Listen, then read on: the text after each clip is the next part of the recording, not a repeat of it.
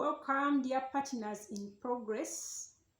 That's how I'll be calling you because I'm growing. I'm experiencing personal growth in my life and I don't want to leave you behind.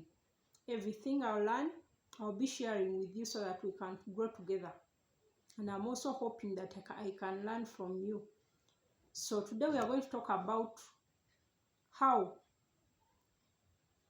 who do we leave our children with?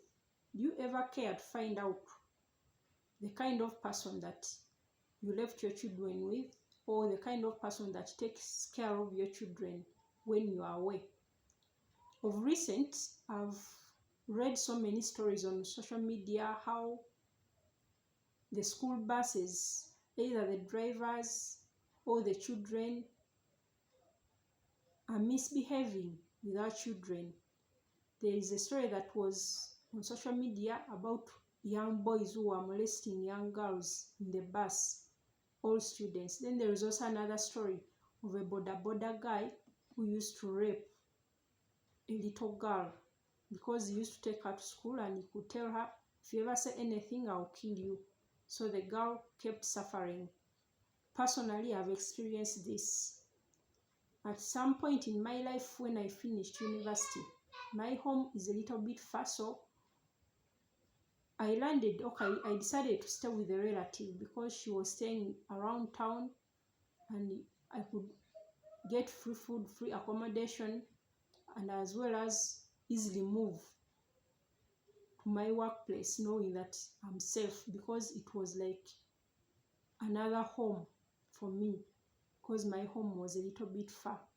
These people were married and they had children. They were old, of course, a little bit older. And I wasn't so young because I had finished university, so I could take care of myself, but I thought I would seek safety in their home. But at some point, this lady who took me in left to go and work, and the man happened to be in the house. I wasn't aware. The house was big, of course. I was in my room, he was in their room, and this man comes to me in the morning and he tries to rape me. I was shocked because I was still sleeping. Then you see someone standing beside the bed, the person you know very well that is the husband to your friend or the person that brought you in. I struggled and I survived. I wasn't raped, but I was almost raped. And by the way, this story, no one got to find about it. No one got to know about it, apart from that lady who took me in. I called her and I told her. And later on, I left that place. I went and rented out my own room and started to take care of myself. However much I was young, I had to do it. I had to survive. I had to protect myself. So it came to a point that I keep wondering, or I keep advising parents, dear fellow parents, the kind of people that you leave your children with.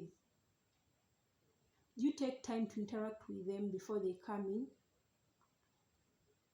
Do you get time to find out their background, at least where they are coming from, who their parents are, who their family is, their intentions? Because sometimes you can talk to them and you find out that maybe they are not interested in working, they are looking for something else. Maybe they are looking for life partners.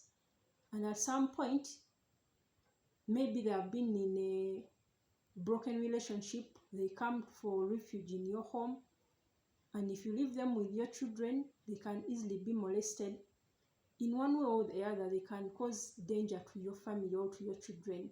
It doesn't matter whether the house helps are males or female. However much there is opposite sex in the house, they can always be a danger to your family.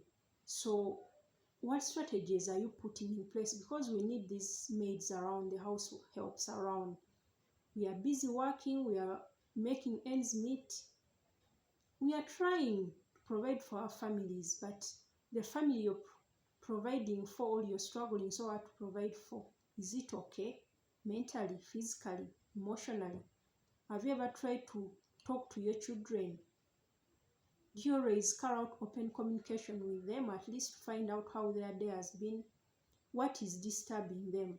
Because in most cases, when you talk to our little children, they will come in, they will tell you, as long as you have been there for them, they will always tell you if something is bothering them, they will say it out.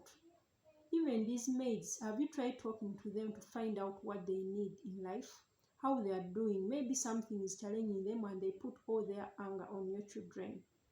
So let's be very careful. There is another story I heard of a girl, a household who is a girl, came in a home, it had boys. I think there were 3 boys, and she used all of them. She slept with all the 3 boys, and she became pregnant, but she was not even aware who the father of the child was. When she became pregnant, the boss tried to let her go. Then she told her that I'm pregnant, and one of your sons is the father of my child, so you can't let me go. So to prevent such scenarios, what are we doing as parents? What strategies are we putting in place?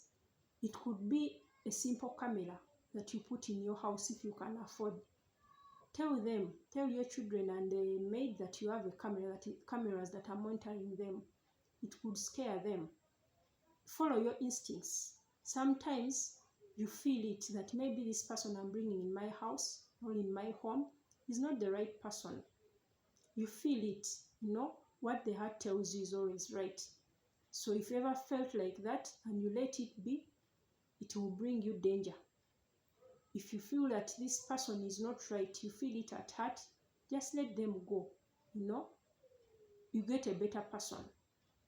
Whatever circumstances you may be in, struggling to make money, at the end of the day, you might find that the money you're making will not help you when your child goes into depression, or they are mentally ill, they are taken to a mental hospital, or when they acquire diseases, they get infected from these house helps.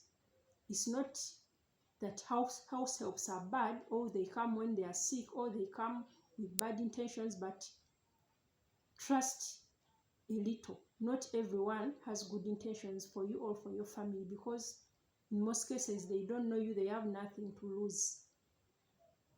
They just want to fulfill their desires, or they have other aims which are hidden, and sometimes they don't even have a problem, but they are tempted to do that because you leave your child with, you leave your maybe a girl house help with your boys. She's a human, she has feelings, and she's interacting with them day and night. You're not available.